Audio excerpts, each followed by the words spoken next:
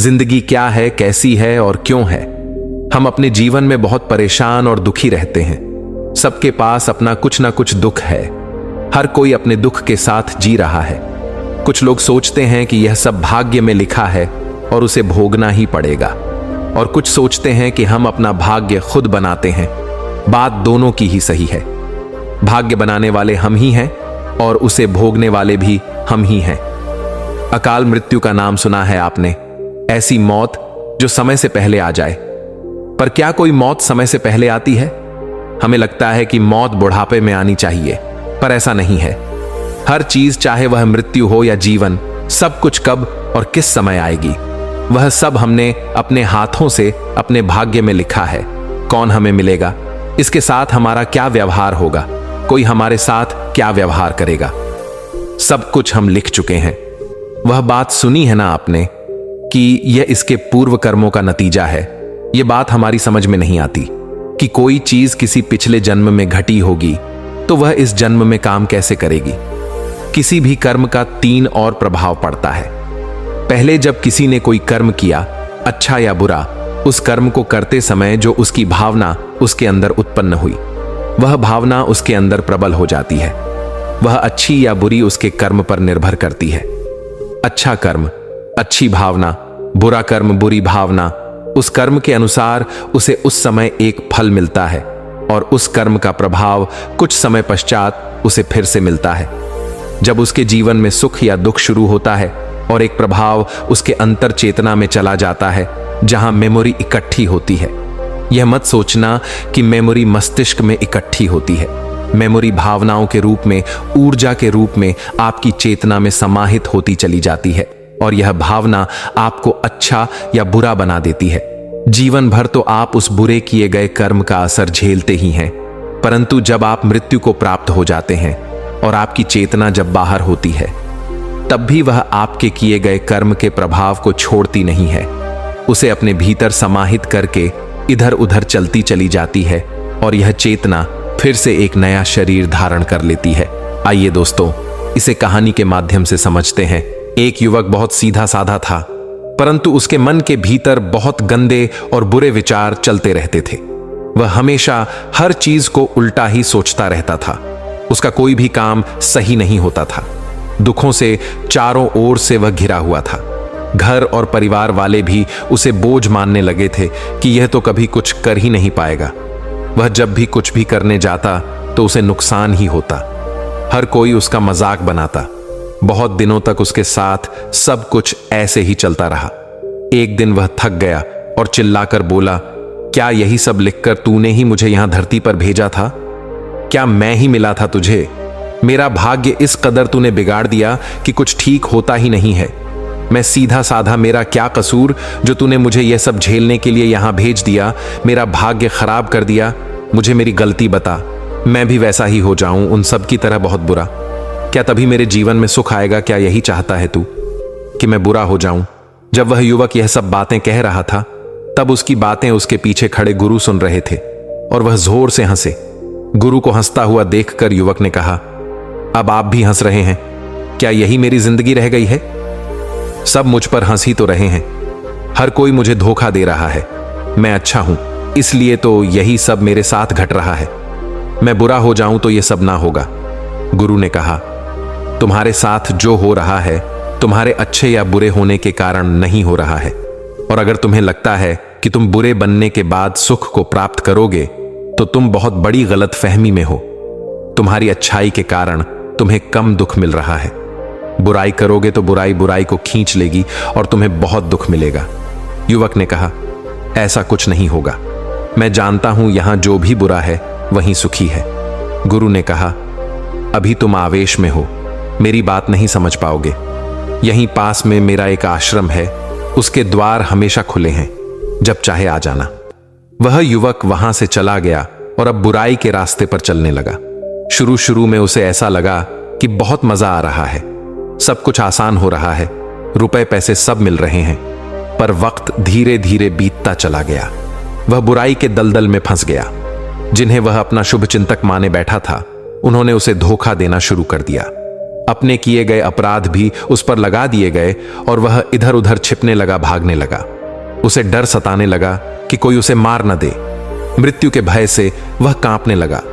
उसके किए गए बुरे कार्यों की वजह से उसके परिवार वालों को भी बहुत कुछ झेलना पड़ा। वह सबसे दूर और अकेला हो गया। धन था पर उसके पास सुकून नहीं था, सुख नहीं था, परिवार नहीं था, बस डर था। उसने सोचा, इससे तो वह पहले ही अच्छा था।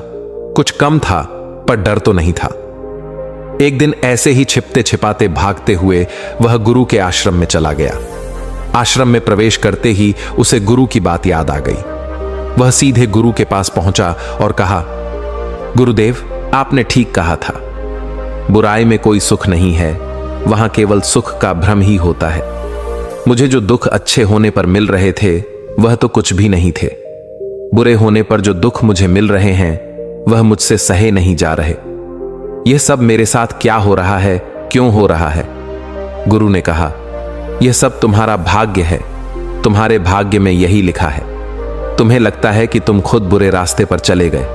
नहीं, तुम्हें वहां जाना ही था, क्योंकि तुम्हें उन सब लोगों से मिलना था जिनसे तुम बुरे रास्ते पर मिले। तुम्हें वह सब सहना ही था, इसलिए तुम बुरे रास्ते पर चले।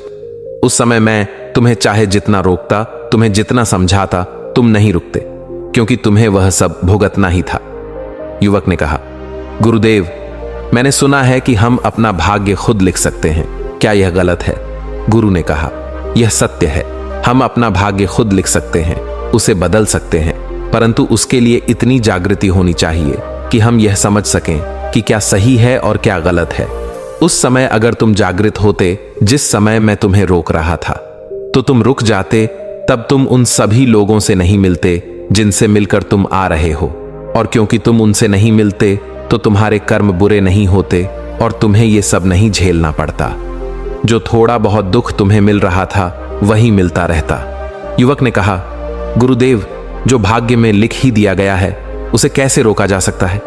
गुरु उस युवक को एक नदी किनारे ले गए। दोनों एक नावों में बैठ गए। गुरु ने कहा, देखो, बिना किसी मेहनत के यह नाव नदी की धारा की ओर बह रही है। यह भाग्य है। जहां हम मेहनत नहीं करते बल्कि परिस्थितियों पर अपने आप को छोड़ देते हैं, फिर यह हमें जहां चाहे वहां ले जा सकती है और हम इससे शिकायत नहीं कर सकते, चाहे जो मिले। परंतु अगर मेरी मंजिल इस नदी की धारा की उल्टी ओर है तो मुझे उल्टी दिशा में जाना होगा। तो मैं कैसे जाऊंगा? युवक ने कहा, इस नाव में लगे चप्पू को चलाकर हम नदी की उल्टी दिशा की ओर जा सकते हैं और अपनी मंजिल तक पहुंच सकते हैं। गुरु ने कहा, तो यह करके दिखाओ। युवक ने नाव के चप्पू संभाले और उसे चलाने लगा। नदी का बहाव बहुत तेज था, उसे बहुत मेहनत करनी पड़ी, परंतु आखिरकार वह नदी की दूसरी ओर पहुंच गया। वह हाँफ रहा था, उसकी हालत खराब थी। फिर उसने थोड़ी देर आराम किया और वह सामान्य हो गया। गुरु ने कहा, भाग्य ऐसे ही बदला जाता है, ऐसे ही बनाया जाता है। हमें परिस्थितियों के विरुद्ध लड़ना पड़ता है, अपने मन के विरुद्ध जाना पड़ता है, अपने मन की भावनाओं के विरुद्ध अपने आप का निर्माण करना होता है। और जब हम ऐसा करते हैं तब हमारी भावनाओं में पड़ी हुई गंदगी बाहर आने लगती है और हमारी चेतना साफ होती चली जाती है और हम फिर से अपने भाग्य का लेखन अपने आप करते हैं, उसे अपने आप बनाते हैं।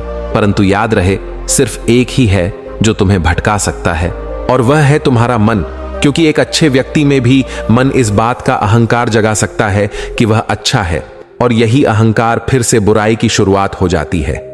युवक ने कहा, गुरुदेव, आप सत्य कहते हैं, पर पता नहीं क्यों मेरा मन बहुत बेचैन है। मैं आपकी बातों को पकड़ नहीं रहा। वह भयभीत है, मैं डरा हुआ हूं, मृत्यु से मुझे कोई मार देगा। गुरुदेव, गुरु ने कहा, हमारे भीतर छुपे सभी डर का एक ही कारण है और वह है मृत्यु। मृत्यु ही डर है, तुम मेरे साथ चलो। गुरु उस युवक को अपने साथ एक शमशान में ले गए। वहां एक साथ 3 चिताएं जल रही थीं। रात का समय हो चुका था। गुरु ने कहा, मैं जा रहा हूं, तुम्हें रात भर यही रुकना है। ध्यान से इन चिताओं में जलने वाले शरीरों को देखो। इसमें एक बूढ़ा है, एक जवान है तुम्हारी उम्र का, और एक युवती है जो इस नगर की सुंदरी थी। वह युवक वहीं रुक गया। गुरु वहां से चले गए। वह उस युवती के सुंदर शरीर को जलते हुए देख रहा था, उस युवक के शरीर को और बूढ़े के शरीर को जलते हुए देख रहा था। उसने देखा कि सबके शरीर जलकर कंकाल हो गए हैं, खाल गलकर नीचे टपक रही है। उसने सोचा कि एक दिन पहले ये सभी लोग कितने खुश होंगे, अपने भविष्य के बारे में सोच रहे होंगे, कुछ करने के बारे में सोच रहे होंगे, कोई कपड़े पहने होंगे, कोई खाना खाया होगा, किसी से बात की होगी।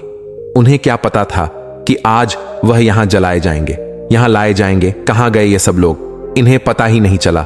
यह मर गए, चले गए। किसी को नहीं पता कि कौन कब जा रहा है। मृत्यु से डरना व्यर्थ है, सभी को तो यहां आना है। सब यही आते हैं, जो डरते हैं वह भी, और जो नहीं डरते वह भी, जो गरीब है वह भी, और जो अमीर है वह भी, सुंदर और बदसूरत, सब यही आते हैं। क्या रखा है इस दुनिया में? क्यों हम लड़ते रहते हैं? क्यों हम इतना परेशान होते हैं? क्यों हम दुखी होते हैं? जब यही आना है और यही हाल हो जाना है, तो हम इस तरह का व्यवहार क्यों करते हैं कि जैसे इस दुनिया में हमें हमेशा यही रहना है? क्यों हम सब कुछ इकट्ठा करने में लगे रहते हैं और सब यही छोड़कर चले जाते हैं? कोई कुछ भी हो, सब यही आएंगे, आना ही पड़ेगा, यही, इसी हाल को प्राप्त करना ही होगा। मेरा शरीर भी ऐसे ही जलेगा, ऐसे ही खाल गलकर जल जाएगी और हड्डियों बाहर आ जाएंगी। कोई नहीं बचेगा। जो अभी है, बचा हुआ है, जो जीवन है, क्या उसे जिया नहीं जा सकता? क्या चिंता मुक्त और दुख मुक्त होकर जिया नहीं जा सकता? वह रात भर बैठा रहा और यही सब सोचता रहा, परंतु जब वह सुबह उठा तो वह बदल चुका था। अब उसे कोई डर नहीं था मृत्यु का, या कुछ होने का, या कुछ करने का। वह सुबह सुबह गुरु के आश्रम पहुंचा और गुरु से कहा, गुरुदेव, मुझे आपकी बात समझ में आ गई है। अब कोई डर नहीं है, अपना भाग्य मैं खुद लिखूंगा। उस युवक ने अपने पास जमा सारा धन गरीबों में बांट दिया। वह दूर चला गया और साधना करने लगा। बहुत वर्षों के बाद उसने अपने आप को पाया। उसने जाना कि यहां मृत्यु है ही नहीं, सभी लोग भाग्य में लिखा है।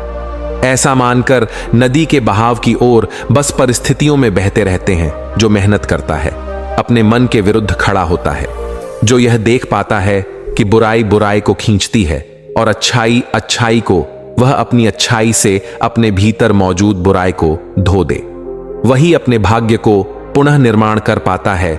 दोस्तों, उम्मीद है कि आपने आज की इस वीडियो से जरूर कुछ ना कुछ सीखा होगा। तो इस वीडियो को लाइक और अपने दोस्तों के साथ शेयर करना ना भूलें। हमें ऐसे ही सपोर्ट करने के लिए चैनल को सब्सक्राइब और घंटी बटन को जरूर दबा दें। तो चलिए मिलते हैं एक और वीडियो में, तब तक के लिए अपना ख्याल रखें। धन्यवाद।